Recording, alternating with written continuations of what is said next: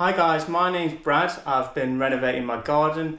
I've started to work on my lawn now and I'm documenting the process, and I wanted to show you guys exactly what I did step by step. So this is our little garden, not the biggest in the world, but it does exactly what it needs to do. We've got a pathway each end and a path at the far end, gate to gate, and then in the middle we're going to turf or seed the whole of the rest of the area. We're going to try and create the best lawn we can possibly can. The whole garden was previously laid with these slabs, so we've lifted them, recycled them. We have broken quite a few along the way, so we've had to lose a few. That's why we decided to lawn the middle bit of the garden to best make use of basically what we had. So we still see we've got a little bit to finish off. We've got a path, the gate to gate. We've still got those slabs to lay, which will get done pretty shortly. But I just wanted to show you the main soil profile and sort of what we got in the area as well. So as I mentioned, it's pretty much a mixture of what it was previously laid on the patio. We've got a lot of hardcore, we've got some sand, we've got a bit of soil underneath. It was probably all, not too deep. It was probably only about 50 mil deep worth of material. Sharp sand's pretty good because it's meant that we've got a lot of drainage. It's not building sand, which is great.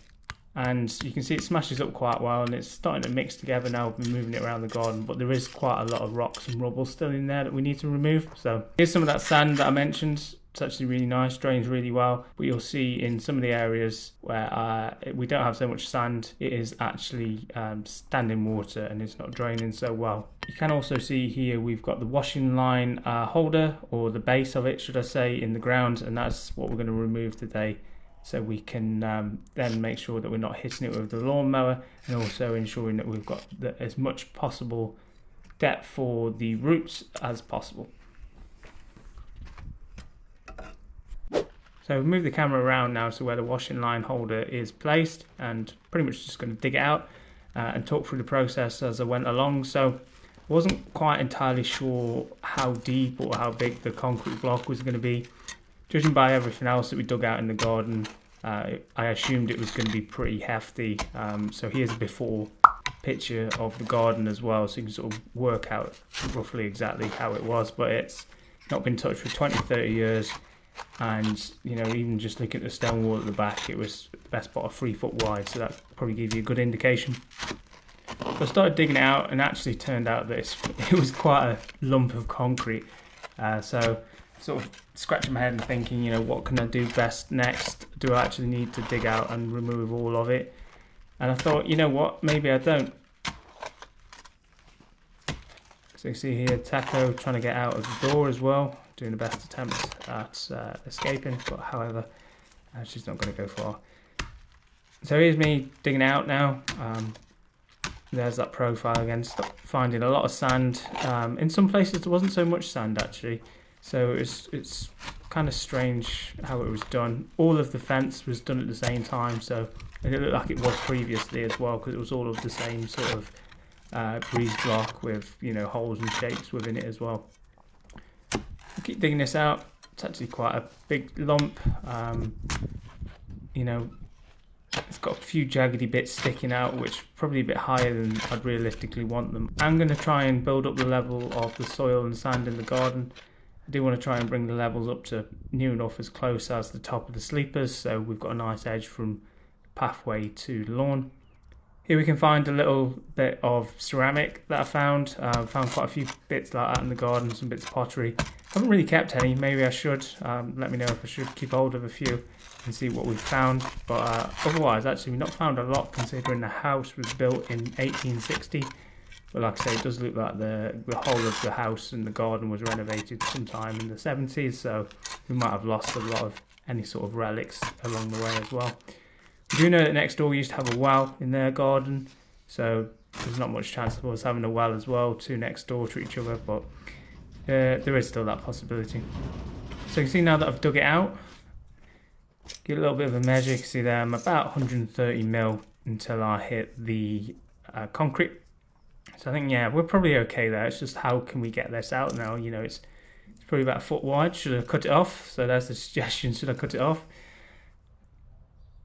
Not sure. So I had a bit of a think about it. Thought, actually, no, you know what? I've got a perfect tool for the job here. I've got a breaker.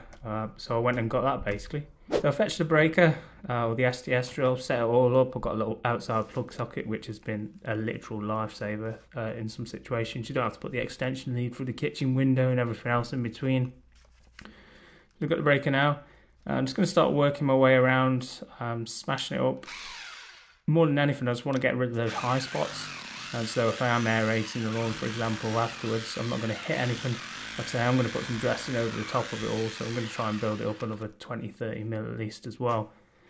So start smashing that away. Came away quite easily actually at the top layer, so it's obviously been there for a little while. The post itself was quite solid still, although got some surface rust on it, so it wouldn't bend, it wouldn't snap. It was of good quality when it was installed. More than likely some sort of steel or iron, but I'm not entirely sure, to be honest with you. What did happen next though is a rookie mistake. I got the drill stuck and quickly realised it was stuck. Thankfully I've got a selection of tools and bits, so just left that one in there. I went and fetched a different attachment. The original one that I was using was a spike, got stuck in the pole, and now I've got more of a chisel shaped end. Keep smashing away, get some more bits off, got my ear defenders on. Do have my safety squints on rather than glasses, which is probably the only downfall. Keep smashing away, get some more of those bits out. I've got plenty of rubble to take to the tip anyway. I've got the whole bag and mountain at the side of me there that needs to go. So actually once I started to work on the pole and started to work around it, I thought, you know what, this is probably going to come off. So rather than taking out all of the concrete, because like I say, I knew that I was probably 130, 150 mil down. Didn't have to worry about it being down there too much. If it was higher, I'd probably smash away some more. But I actually took the top off the post, pulled it out. Here we go.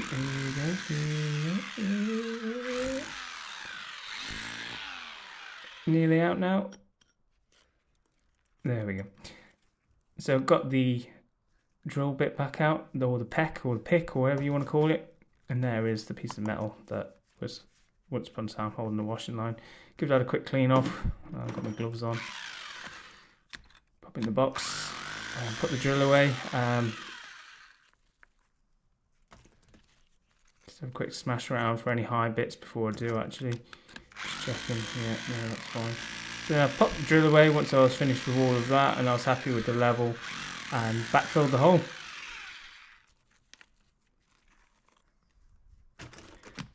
Backfilled the hole. I didn't level it off completely perfectly because I knew that, like I said, I need to rake and level and remove a lot of the stones and debris from the soil anyway. But it was more just to fill it in, just in case anyone walked through the garden. Didn't want them falling down a hole in the night because the light outside doesn't work at the moment, so just trying to make the best use of it really. And that's pretty much where we're at. Next time we're going to lay the slabs down the bottom of the garden, so not too much lawn orientated. And then once I've cleared the debris out of the garden, over the next couple of weeks, doing the tip runs, I'm then going to start raking, leveling out and removing a lot of the debris from the soil, and probably get some seed down as soon as possible and dress it. So I'm looking forward to it. Thanks for watching.